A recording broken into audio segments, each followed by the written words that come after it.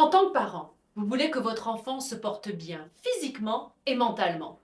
Vous le souhaitez épanoui, heureux dans sa vie, ayant envie de découvrir le monde. Vous vous rendez compte parfois qu'il n'est pas si facile d'accompagner son enfant dans le développement de son bien-être. Alors, que faire? Il y a eu des études canadiennes en 2020 qui ont noté que plus du tiers des élèves qui rentrent au secondaire se sentent stressés et ressentent même une détresse psychologique. La plupart de ces élèves-là ne se confient pas à leurs parents. Ils cherchent plutôt du réconfort auprès de leurs amis, directement. Alors vous, en tant que parent, vous vous dites comment les accompagner dans la voie du bien-être. Voici quelques astuces. Tout d'abord, soyez vraiment à l'écoute des enfants. Faites preuve d'empathie. Essayez de vous remémorer quand vous étiez enfant ou adolescent. Qu'est-ce que vous ressentiez? Comment ça se manifestait chez vous? Peut-être que à ce moment-là, ça vous aidera à mieux écouter votre enfant.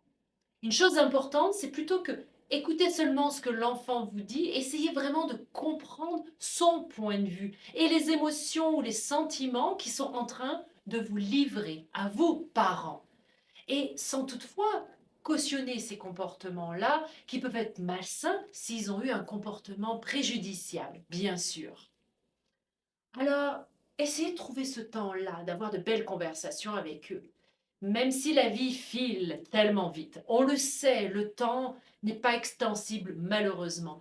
Mais ces temps privilégiés peuvent vraiment permettre de construire une relation significative avec votre enfant. À travers toutes vos conversations, vous allez renforcer un lien inestimable, cette fameuse connexion entre les parents et l'enfant. Et ça va permettre aussi, à ce moment-là, de créer ce sentiment de confiance très fort grâce aux interactions positives.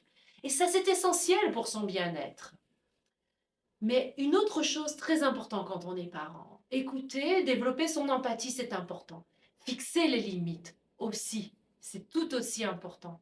L'enfant a besoin de se développer dans un cadre, dans une structure, dans quelque chose qui est constant aussi, où il y a des limites claires et qui reviennent à chaque jour. Ces limites-là sont essentielles pour que votre enfant ait des repères quotidiens dans leur évolution. Alors, vous pouvez être strict aussi dans vos exigences tant que vous restez à l'écoute de votre enfant. Et expliquez pourquoi vous avez ces exigences-là. Votre enfant est capable de comprendre que vous fixez des limites et que grâce à ces limites, eh bien, ça va lui permettre de se sentir mieux dans sa vie, de mieux comprendre son environnement, et puis que ces limites-là vont lui éviter, s'il les respecte, toutes les punitions qui pourraient être de grandes conséquences dans sa vie. Donnez l'exemple. Ça aussi, c'est important. L'enfant grandit à travers vous. Vous êtes un modèle pour votre enfant. Vous êtes probablement même son premier modèle. Alors, repensez quand vous étiez jeune, justement, et qu'est-ce que vous recherchiez chez vos parents. En devenant un modèle, vous pensez aussi donner des points positifs à votre enfant et des stratégies pour que lui-même puisse passer à travers tous ces défis de la vie. Alors, la meilleure façon pour vous d'enseigner à votre enfant ou à votre adolescent à gérer son stress et à surmonter tous les échecs qu'il pourra peut-être vivre quotidiennement, eh bien, pensez déjà vous à gérer vos propres stress et à surmonter ces défis-là et à prendre soin de votre santé mentale. Et lui prendra soin de sa santé mentale à travers vous. Ensuite, est-ce que c'est si simple? Bonne question. Eh bien, je dirais que oui, si ça devient une habitude, ça peut être simple. Parce que la recherche a toujours montré que la relation parent-enfant, avec ce lien significatif, peut être très favorable dans la construction de l'estime de soi et dans le maintien de la santé mentale et le bien-être de votre enfant.